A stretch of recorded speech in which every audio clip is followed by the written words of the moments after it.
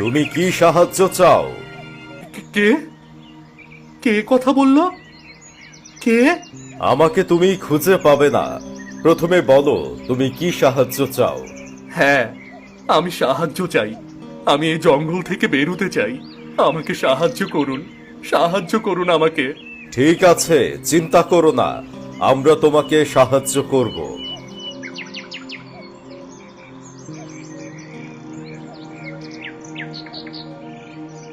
এ কি? আপনারা কারা?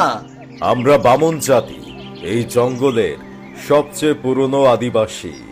আমি এর আগে শুনেছি জঙ্গলে অনেক আদিবাসী থাকে, কিন্তু এমন বামন আদিবাসী থাকে এটা তো কখনো শুনিনি আমি। ঠিক আছে, এবার বলো তুমি কে, আর এই গভীর জঙ্গলের মধ্যে এসেছো কেন? আমি রাজপুত্র অমল।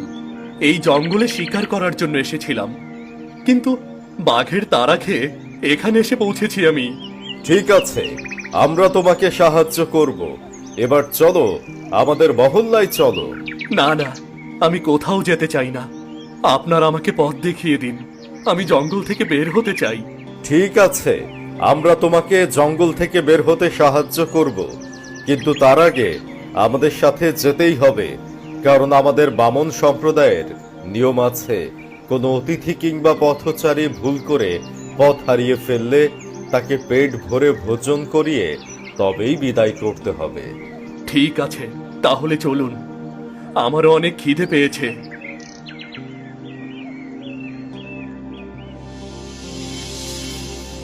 এ কি? এত সুন্দর জায়গা! বাহির থেকে তো কিছুই বোঝা যায় না, কিন্তু মাঝখানে এই খাঁচাটা কেন? মাঝখানে খাঁচাটা জঙ্গলের পশুদের ধরে রাখার জন্য বানানো হয়েছে। তাছাড়া এই জায়গা মানুষের ভাবনার বাইরে, এখানে সবাই আসতে পারে না। আমরা যাকে নিয়ে আসি তারাই এখানে আসতে পারে। এই, তোরা গিয়ে রাজকুমারের খাবারের ব্যবস্থা কর। হ্যাঁ সর্দার, এখনই ব্যবস্থা করছি। রাজকুমার, তুমি আমার সাথে চলো।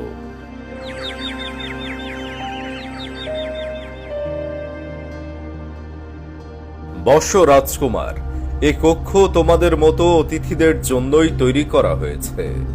হ্যাঁ, বসছি।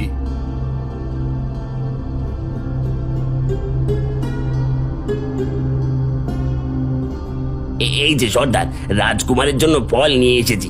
বেশ, তাহলে এবার ওগুলো রাজকুমারকে খেতে দে। এই নিন রাজকুমার, জঙ্গলের টাটকা ফল। এবার এগুলো পেট ভরে খান দেখি।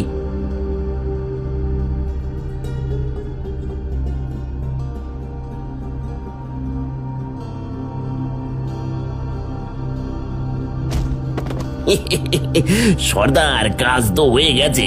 হ্যাঁ, কাজ হয়ে গেছে। এবার একে নিয়ে গিয়ে খাঁচায় বন্দি কর। সময় হলে একে কেটে খেয়ে ফেলবো। হ্যাঁ সর্দার, অনেকদিন হলো মানুষের মাংস খাওয়া হয় না। এবার শুধু মানুষ নয়, একেবারে রাজার পুত্রকে খাবো।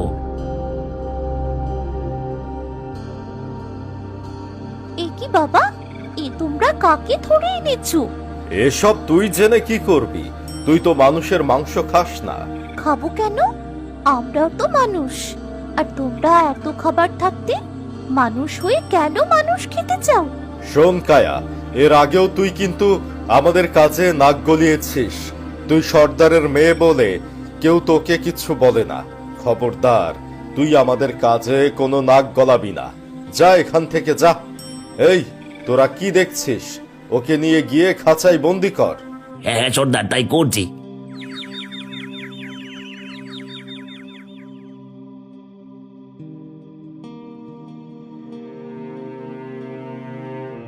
এ কি বলছো তোমরা? রাজকুমার হারিয়ে গেছে মানে? আমাদের ক্ষমা করে দিন মহারাজ। আমরা রাজকুমারের সাথে জঙ্গলে থাকাকালীন এক বাঘ আমাদের উপর আক্রমণ করে। আমরা তখন প্রাণের ভয়ে এদিক সেদিক দৌড়তে থাকি। এর মধ্যে রাজকুমার কোথায় হারিয়ে গেছে আমরা জানি না। এরপর আমরা অনেক খুঁজেও রাজকুমারকে কোথাও পাইনি। তোমরা রাজকুমারকে একা ফেলে এসে যে অপরাধ করেছো তার শাস্তি তোমাদের পেতে হবে। কিন্তু তার আগে আমি তোমাদের আর একটা সুযোগ দিচ্ছি। যেখান থেকে পারো রাজকুমারকে খুঁজে বের করো, নয়তো তোমাদের সর্বোচ্চ শাস্তি পেতে হবে। জি হুকুম মহারাজ। মহারাজ, তাহলে এখন কি করবেন? না জানি রাজকুমার কোন বিপদে আছে। মন্ত্রী, আপনি সেনা প্রধানকে সেনা প্রস্তুত করতে বলুন। আমরা এখনই রাজকুমারকে খোঁজার জন্য বেরিয়ে পড়ব। যথা আজ্ঞা মহারাজ।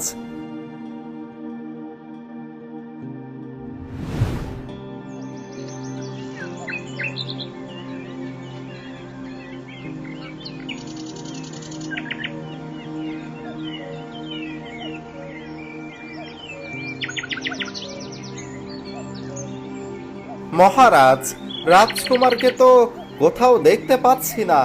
এত বড় জঙ্গলে এখন রাজকুমারকে কোথায় খুঁজে পাবো? এদিকে তো আর কিছুক্ষণ পর সন্ধ্যা নেমে আসবে। যে করে হোক রাজকুমারকে খুঁজে বের করতে হবে। প্রয়োজন হয় এখানে তাঁবু ফেলানোর ব্যবস্থা করুন। কাল সকাল থেকে আমরা আবার রাজকুমারকে খুঁজতে বের হব। জি হুকুম মহারাজ।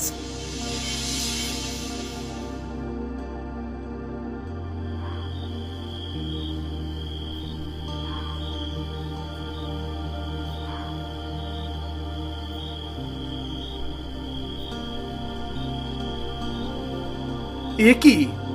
আমি এখানে কেন? আমাকে এখানে বন্দি করে রেখেছো কেন? আমি তো কিছুই বুঝতে পারছি না। আস্তে কথা বলুন, নয়তো সবাই জেগে উঠবে। তাহলে বলো, এরা আমাকে বন্দি করে রেখেছে কেন?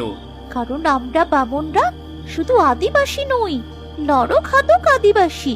সবাই মিলে আপনাকে খাবে বলে এভাবে বন্দি করে রেখেছে। এসব কি বলছো? বামুনেরা নরখাদক? হ্যাঁ, বামনেরা নরখাদক। আর এজন্যই আপনাকে সাহায্য করার কথা বলে আপনাকে এখানে নিয়ে এসে ঘুমের ওষুধ মেশানো ফল খাইয়ে অজ্ঞান করে বন্দি করে রেখেছে। বুঝতে পেরেছি, এবার সব বুঝতে পেরেছি। কিন্তু তুমি কে? আর তুমি কেনই বা চুপি চুপি আমার কাছে এসেছো? আমি বামন সর্দারের মেয়ে কায়া। আমি আপনাকে সাহায্য করার জন্যই এসেছি, কারণ আমি মানুষ হত্যা একদম পছন্দ করি না। তাহলে আমাকে এখান থেকে বের করো আর এদের হাত থেকে বাঁচাও। ঠিক আছে, আমি আপনাকে এখনই মুক্ত করে দিচ্ছি।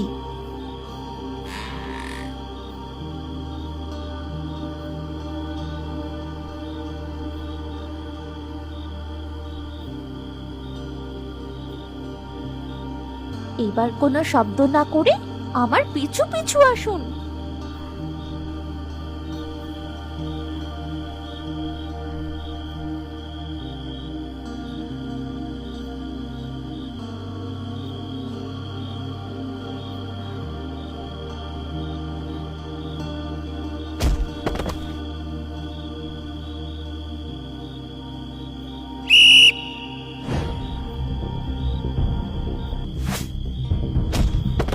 কায়া, তুমি সর্দারের মেয়ে হয়ে আমাদের বিরুদ্ধে কাজ করেছো। আমাদের শিকারকে